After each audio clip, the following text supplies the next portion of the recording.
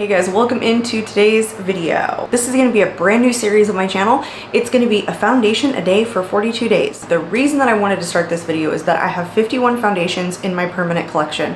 It's the number 2 item, maybe number 1 right now, of makeup that I really like testing. I'm really into testing new foundations. It switches back and forth usually between blush, eyeshadow, and foundation, my 3 favorite makeup categories, probably a lot of people's favorite makeup categories. But 51 foundations is just too much for me to have in my collection. I recently did a makeup declutter, and I will link that up in the cards, where I went through my whole collection and I decluttered, breaking some of my makeup into 3 different categories: keep, declutter, and then I made up a third, which was items that I want to keep for reference but I'm going to take out of my permanent collection and move into the closet, where I keep makeup that I think is popular, relevant, things that I may want to reference in future videos but that I don't want to use in my personal everyday life. But I did not do that with foundation. And recently I've gone through a really big skin change. In the last 8 months to a year, I have gone from really dry skin to very oily skin, and a lot of foundations that used to work for me that were more on the dewy natural finish side just aren't working these days. So I'm grabbing and loving more matte foundations. So some of my foundations in my collection predate my skin change. So the reason for this series, I don't want to just declutter foundations based on memory. I want to retest a lot of them because some of them are pretty expensive. Some of them I may re-love, some of them I may not like or may not work for me now, and it's time to make that determination. So while I have 51 foundations in my collection, this is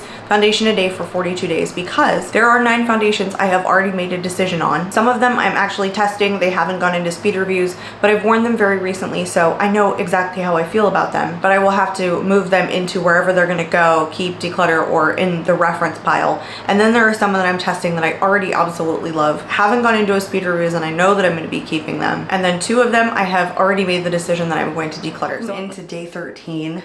Not even halfway through yet, you guys. This is so hard to do, to test these foundations and sit up here and film. But for those of you who are watching, I hope you guys enjoy. So today's gonna be the Missha Perfect Cover BB Cream. Let's go into talking a little bit about this and then just get straight to applying it. So this has an SPF of 42. It's PA+++.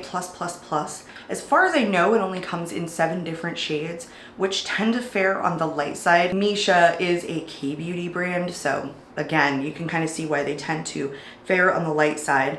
This is supposed to have a dewy finish. Price range varies because you can get it on Missha's website, you can get it on YesStyle, and also on Amazon. It depends on what shade you get. The price also varies there.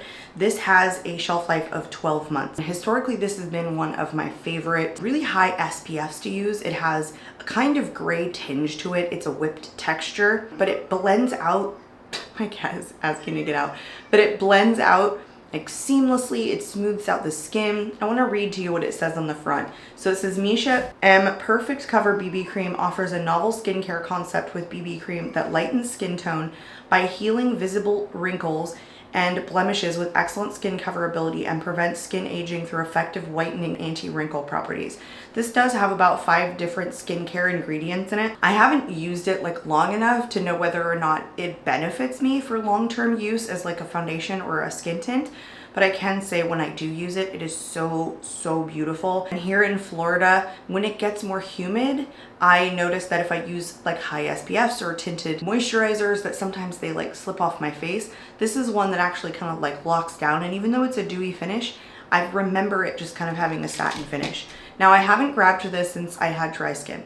Most of my foundations, I feel like, that aren't already in the drawer that I'm still testing, I really haven't had any time wearing since I had dry skin. So I'm interested to see what this does and how long it lasts on my face now. This is a little bit on the older side. I've had this foundation for a little bit longer, or skin tint for a little bit longer. So I don't know if this is going to stay or whether it's going to go. Today is a full toss-up. So let's get into it. If you guys haven't seen these videos, I do apply these one side with a brush and one side with a damp sponge. Let me let my cat out. He is out now.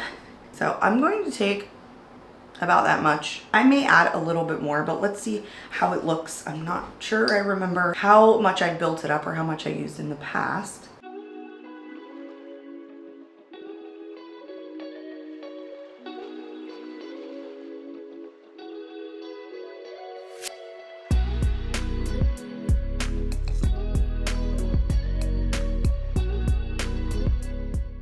I don't know if I've ever applied this with a brush before. I've always just applied this with a damp sponge.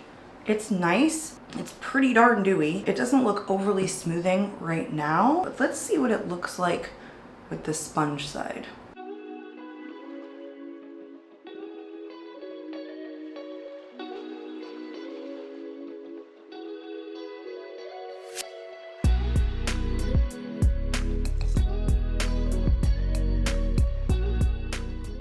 Okay, so I think there's a noticeable difference with the sponge, more so than in testing a lot of my other foundations. This one seems to like smooth out the pores right here that are kind of around my nose, and some of like the fine lines and creasing that's like going on over here.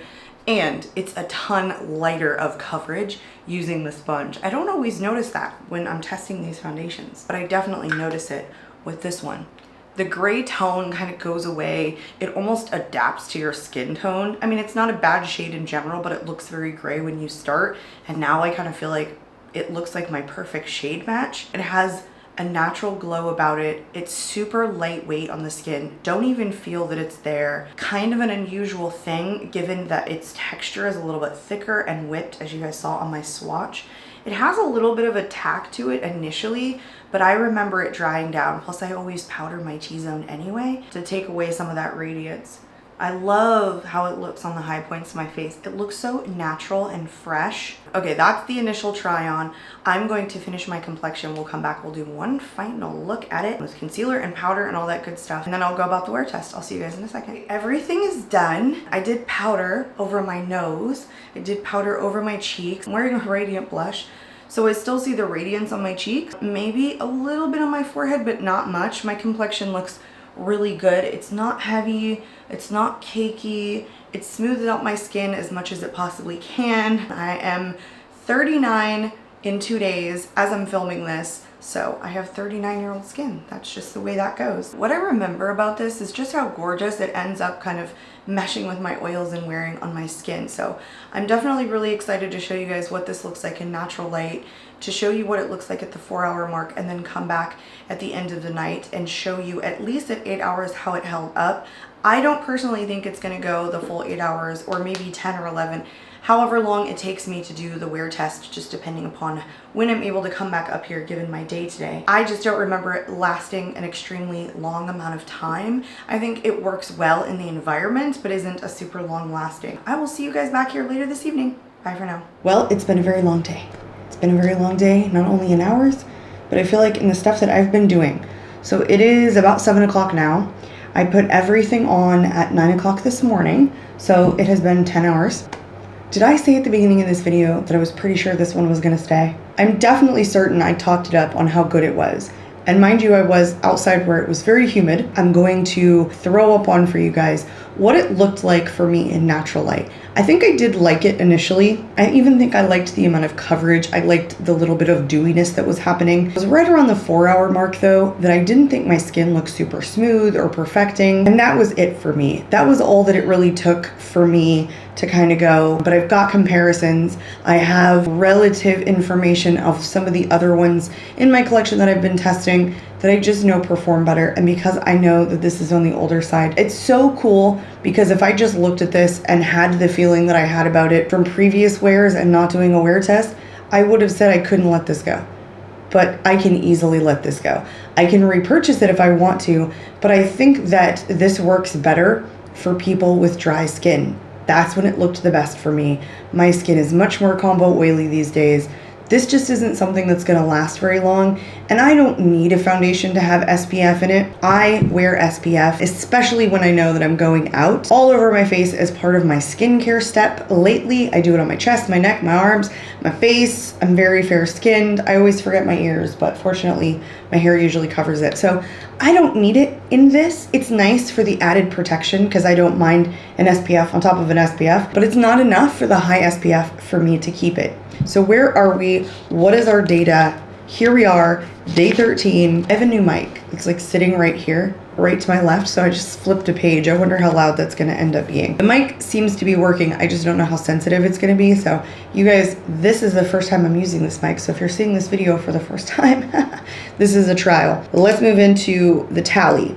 So far in days 1 through 12, my tally has been that I have kept 7 and I have decluttered 5. Here's our new tally. We are decluttering 6 and we are keeping 7. I feel pretty good about that. It's just not something that I feel like works for me anymore. I'm not mad at it. I just think it works better For dry skin, you can see how much it's come off like in the center of my face at the 4-5 hour mark. I looked back at the editing footage of the Ritual Defeat foundation that's gonna go up before this video. When I came back up at the 10-hour mark, my complexion looked so much more put together.